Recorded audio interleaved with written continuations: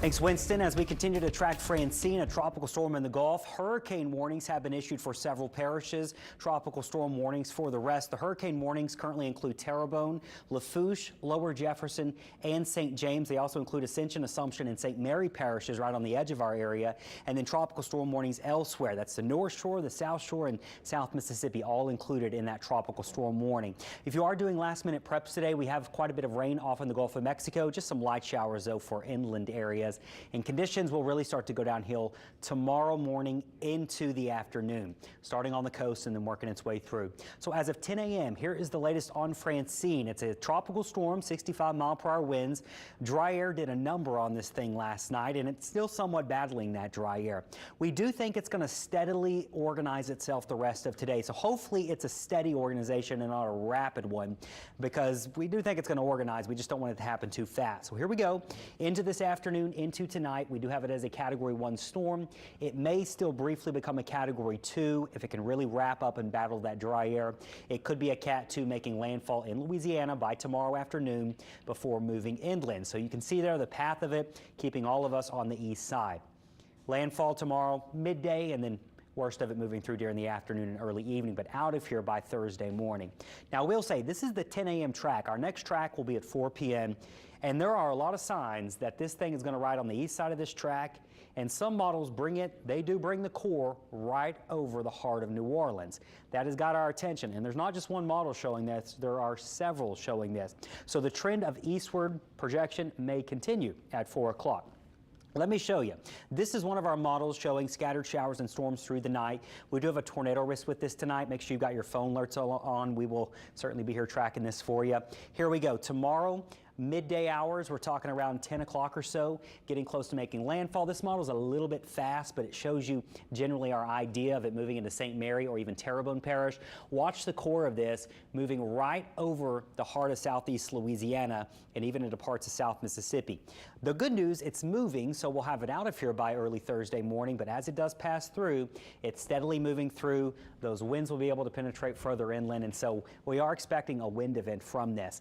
Now, if this storm steadily organizes and continues to organize, then we will likely have a hurricane later on tonight into tomorrow. The good news with this is as we get into Wednesday afternoon and it's close to making landfall, the wind shear and dry air are really going to start to work on this thing. So it's not in a pristine environment. That's why we don't think we're going to have a 3, 4, or 5, a 1 or a 2, a Category 1 or a 2. Now, with that being said, this could still bring some pretty decent wind impacts to coastal regions. Winds could gust, you can see there, over 70 to 80, maybe even 90 miles an hour if it comes in as a hurricane. And then as we get into the afternoon there, you can see this model, it brings the core literally right over New Orleans, a very Zeta-like path, if you remember that back in 2020.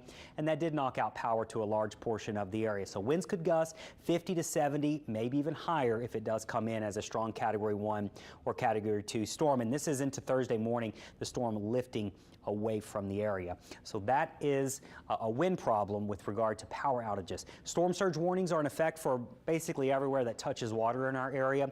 Inside the levees, we're going to be fine with storm surge. Our issues is from the rainfall and the pumps. So the surge is not going to top any levees here, at least the federal levees.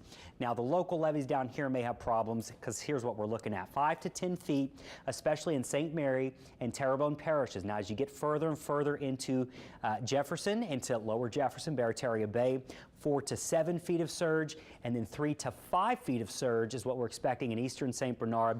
And I also think we're going to see 3 to 5 feet in the lake here, especially in Tangi and the North Shore, because those winds are going to be out of the south for several hours, and so that would push water more on the North Shore there. Here on the South Shore, once again, if you're outside the levees, you have some surge like out in Venetian Isles, but inside the levees, we're going to be just fine. Main thing we're watching out for flooding inside the city and everywhere, heavy rainfall. What's interesting about Francine is that it is going to be moving, but the northern side of the storm is likely going to have a core of very heavy rain that does last several hours, and these are going to be tropical rains that can add up fairly quickly. So we could see some fairly impressive totals, anywhere from 8 to 12 inches. Some models think even higher.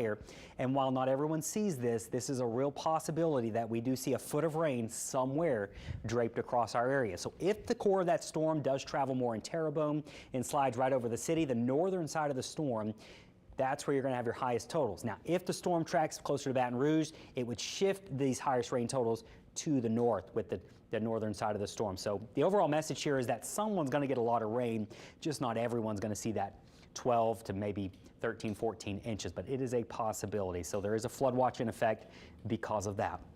So overall, this is going to be likely a Category 1 storm. The most likely scenario is a Cat 1 storm making landfall in our area and moving across during the Wednesday afternoon time frame, clearing out into the early morning hours on Thursday. A Category 1, you just say just a Category 1, it can knock out power. It's warm after these things, so just keep that in mind.